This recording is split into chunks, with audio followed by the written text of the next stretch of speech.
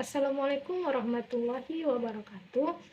Perkenalkan, saya atas nama Nur Asikin dari kelas Manajemen 222C Sekolah Tinggi Ilmu Ekonomi Makassar Maju. Di sini saya akan merusum materi yang berjudul Pengambilan Keputusan yang Etis pada mata kuliah Etika Bisnis. Poin pertama, pengambilan keputusan yang etis. Pengambilan keputusan adalah pemilihan alternatif perilaku tertentu dari dua atau lebih alternatif yang ada, di mana adanya pengambilan keputusan didasari karena adanya beberapa variasi pilihan dari suatu tindakan yang akan diambil. Dengan kata lain, keputusan ada karena adanya pilihan. Ada 4 pendekatan-pendekatan dalam pengambilan keputusan yang etis. Yang pertama, pendekatan filosofi. Yang kedua, pendekatan 5 pertanyaan. Yang ketiga, pendekatan standar moral. Dan yang keempat, pendekatan pasti. Dari keempat pendekatan-pendekatan tersebut dapat digunakan sebagai bahan untuk pertimbangan pengambilan keputusan yang beretika, di mana keputusan itu mampu mengakomodasikan dan tidak mengabaikan hak dan kewajiban masing-masing pemangku kepentingan. Poin kedua, pengambilan keputusan dalam bidang produksi. Proses produksi atau manufaktur adalah kegiatan perusahaan sejenis yang mengelola bahan mentah menjadi barang setengah jadi atau barang jadi dengan melibatkan bahan-bahan pembantu, tenaga kerja, dan mesin-mesin, serta alat-alat perlengkapan sehingga memiliki nilai tambah yang lebih besar atau added value. Ada beberapa faktor yang mempengaruhi bidang produksi, yaitu 1.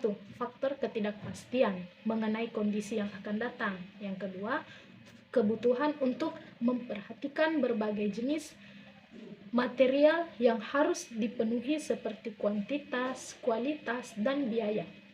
Yang ketiga, tekanan-tekanan yang berkaitan dengan kecepatan waktu pengambilan keputusan. Dan yang keempat, adanya konflik-konflik yang menjadi dan timbul akibat keanekaragaman pendapat atau pandangan dari berbagai pihak yang dilibatkan dalam proses pengambilan keputusan tersebut. Poin ketiga, pengambilan keputusan dalam bidang pemasaran.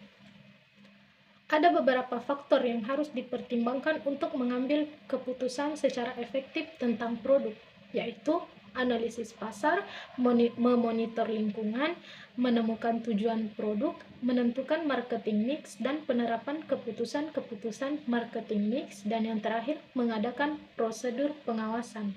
3 konsep etika yang perlu dilakukan seorang manajer dan dalam mengambil tindakan atau keputusan. Yang pertama, fairness atau keadilan. Ini menjadi pusat perhatian karena menjadi kebutuhan yang penting dari transaksi pasar. Yang kedua, freedom atau kebebasan, di mana ini berarti memberikan jangkauan kebebasan kepada pilihan konsumen. Yang ketiga, well-being atau kesejahteraan, di mana suatu pertimbangan untuk mengevaluasi dampak sosial dan juga periklanan dan juga produk safety.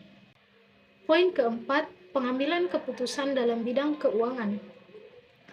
Pengambilan keputusan dalam manajemen keuangan perusahaan merupakan salah satu tugas dari manajer keuangan perusahaan.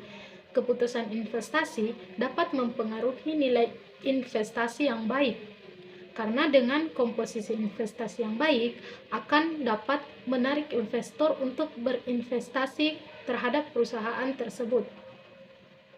Keputusan-keputusan keuangan itu meliputi keputusan investasi, keputusan pendanaan, dan keputusan dividen. Tujuan laporan keuangan. Investasi dalam laporan keuangan dapat digunakan sebagai bahan penilaian terhadap kinerja perusahaan pada waktu yang lalu dan prospek pada masa yang akan datang. Melalui analisis keuangan yang dihadapkan dapat diketahui kekuatan dan kelemahan perusahaan dengan menggunakan informasi yang terdapat dalam laporan keuangan. Fungsi laporan keuangan yaitu sebagai etalase perusahaan yang berisi tentang segala aktivitas ekonomi yang dilakukan oleh perusahaan tersebut selama satu periode tertentu, yang menyajikan informasi untuk pihak yang berkepentingan, mana kelangsungan laporan keuangan harus bebas dari praktik manipulatif yang berpotensi besar merugikan pihak yang berkepentingan. Saya menarik kesimpulan dari materi ini bahwasanya dalam pengambilan keputusan, seorang manajer harus bisa berpikir kritis dan bertanggung jawab atas keputusan yang telah diambil dan bagaimana resiko yang akan ia tanggung setelah mengambil keputusan tersebut. Nah, itulah tadi resume materi dari saya. Sekian, terima kasih. Wassalamualaikum warahmatullahi wabarakatuh.